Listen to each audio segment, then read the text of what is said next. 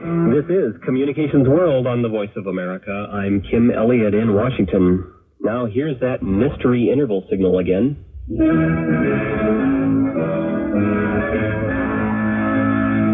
Well, I remember it. When I began listening to shortwave in the mid-1960s, VOA was using that tune, Columbia, the Gem of the Ocean, as its interval signal. Yankee Doodle, which was used in the earliest days of VOA, was brought back later in the 1960s. Dale Rothert in Cadiz, Ohio, was just starting his own career in radio in 1962. He was also a shortwave listener, and he made some high-quality recordings of some of the stations he could hear. Back then, VOA transmitter sites were identified by call letters. This is the Voice of America transmitter, WLWO.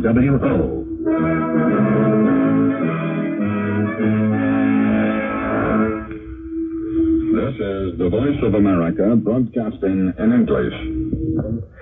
WLWO is the VOA transmitter site at Bethany, Ohio. As I reported recently, the towers at that former relay have just been dismantled. Back in 1962, jazz was a big part of VOA programming.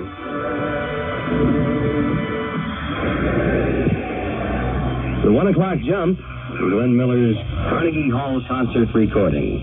That concludes the first hour of Music USA for tonight. This is Paul Norton at the Voice of America studios in Washington, D.C., inviting you to stay tuned now for the latest news. We'll continue with the Jazz Hour of Music USA in just 15 minutes. This program is coming to you from the United States of America.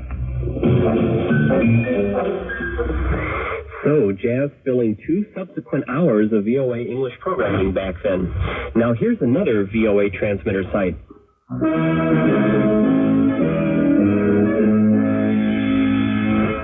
This is Voice of America transmitter, WDSI.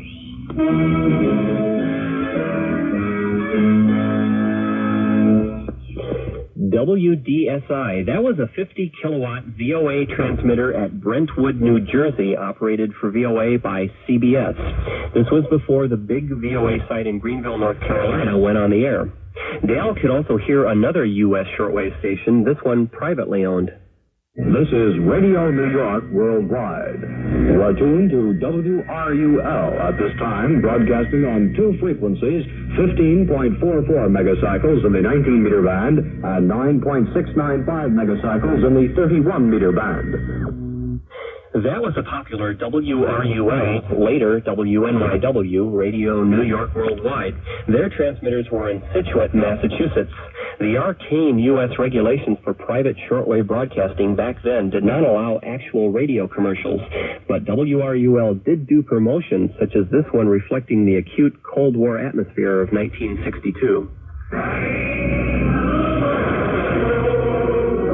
Music from shortwave radio, the Compass International, sung in Spanish. The broadcast was by Radio Havana. Read the story of how the Kremlin took Cuba, a reprint of the article that appeared in the January Reader's Digest. You'll trace Fidel Castro's rise to power, all the while saying that he was not a communist. I am not communist. I am not agreed with communism. Castro in 1959. But by the end of 1961, Castro declared in Havana that he had always been a Marxist-Leninist. Soy marxista-leninista y seré marxista-leninista hasta el último día. Read the inside story of A Great Deception, How the Kremlin Took Cuba. Send for your free copy to Department 1, Radio New York, New York City, 19, USA.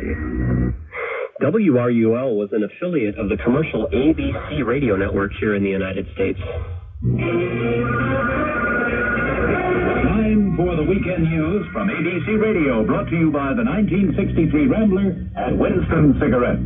Bill Brophy reporting from the ABC Radio newsroom in New York.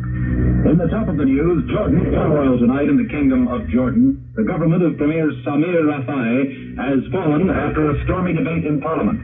During the day, troops fired on pro-Nasser rioters in various parts of Jordan, and Israeli troops are reported to have moved up to the frontier. This, however, is denied by an Israeli spokesman. From Cairo, unconfirmed reports that Jordan's King Hussein is planning to flee his country. Parliament destroying Sponsors of that newscast are interesting. The Rambler is a car that's no longer made. In fact, the Rambler was a product of American Motors, which was absorbed by Chrysler Corporation several years ago. Winston cigarettes are still manufactured, but cigarette commercials have been prohibited on radio and television since 1972. Now across the Atlantic, Dale recorded the BBC, and that was before they identified themselves as BBC World Service. In fact, this is the BBC ID of 1962. This is the British Broadcasting Corporation.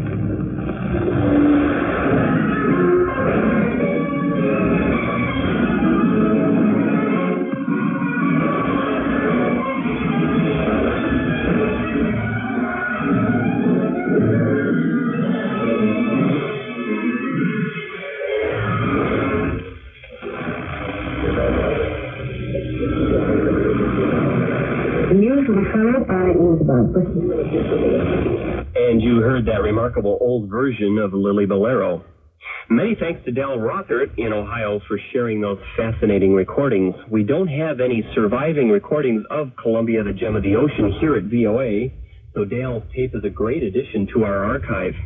If you have any such historic recordings, I would be most grateful to receive a copy and share them with Communications World listeners.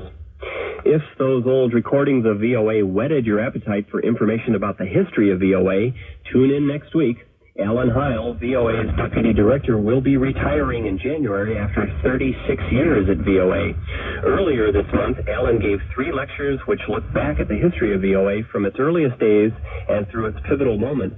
I'll share excerpts of those lectures in a special Communications World next week.